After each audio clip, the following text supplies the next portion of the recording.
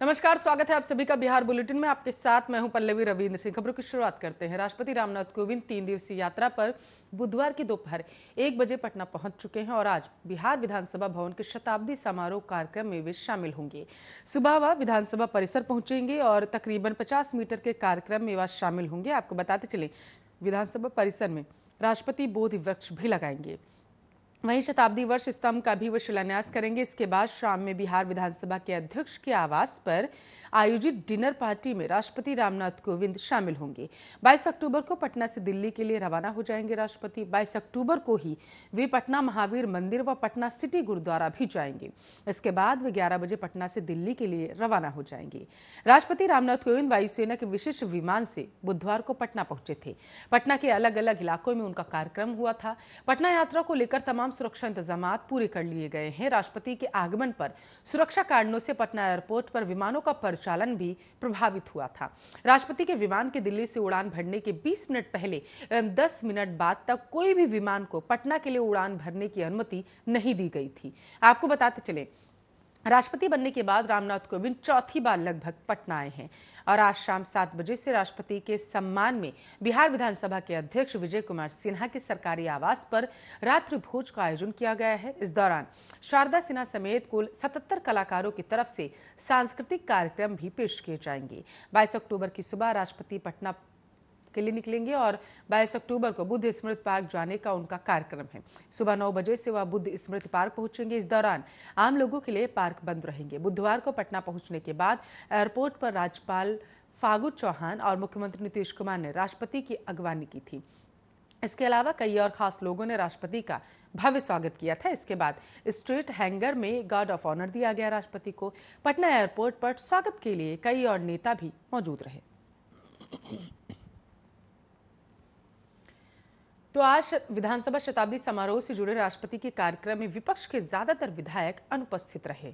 विधानसभा के आयोजन के लेकर आपको बताते चले, आरजेडी ने अपने विधायकों को निर्देश दिया कि जो जहां चुनाव प्रचार में है वहीं लगे रहें। इसके लिए आरजेडी ने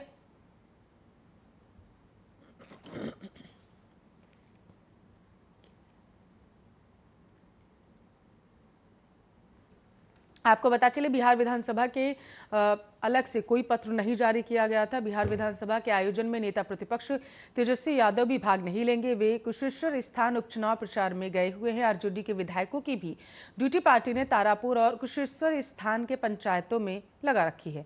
जानकारी है कि पार्टी नहीं चाहती है कि किसी भी हाल में चुनाव प्रचार प्रभावित हो। आरजेडी के सभी विधायक नेता प्रतिपक्ष तेजस्वी यादव की प्रतिबद्धता भी देख रहे हैं। बुधवार वे एयरपोर्ट पर राष्ट्रपति की अगवानी में तो गए, लेकिन उसके बाद कुशेश्वर स्थान रवाना हो गए।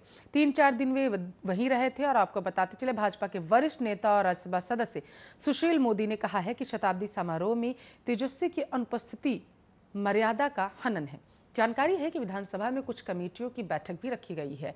इसके बावजूद विपक्षी पार्टी के ज्यादातर विधायक पटना नहीं आ रहे।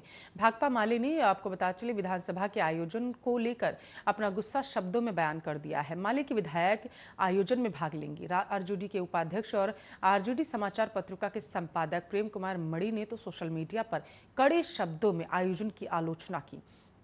कांग्रेस के प्रदेशाध्यक्ष मदन मोहन झा भी राष्ट्रपति के कार्यक्रम में शामिल नहीं होंगे। इसके साथ साथ जानकारी देते हुए उन्होंने बताया है कि वे चुनाव प्रचार के सिलसिले में कुशेश्वर स्थान जाएंगे। आरजेडी के प्रवक्ता चितरंजन गगन ने कहा है कि आरजेडी के विधायक, पूर्व विधायक आदि सभी उपचुनाव में लगे हुए, इसलिए विधानसभा में आयोजित कार्यक्रम में वे भाग नहीं लेंगे।